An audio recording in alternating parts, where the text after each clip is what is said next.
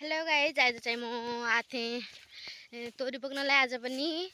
तर मेरो मम्मी चाहिँ अहिले तोरी उकाउने ठाउँमा हुँदो रहेछ। तोरी आज उकाउनु भयो रहेछ। आज बिहान पानी आएको थियो, राति पनि। अनि चाहिँ अहिले म गाउँबारीमा खेततिर, आफ्नै खेततिर हो। यो सबै त मेरो होइन, मेरो सम्पत्ति कहाँ छ र यत्रो। मेरो बाउको सम्पत्ति पनि होइन, यो हो हामीले माथि लगाएको। अनि मेरो मम्मी चाहिँ खेतमा, गाउँ खेतमा घाँस काट्दै हुनुहुँदो रहेछ।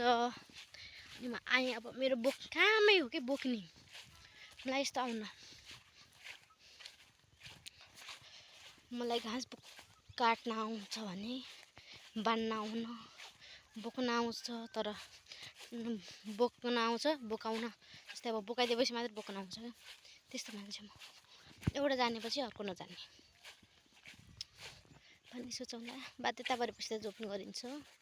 अब मम्मी हुनुहुन्छ भनेपछि नबोकाइदिएसम्म हामी बसिराख्छौँ, बोकाइदिनु अनि तारिदिन्छु।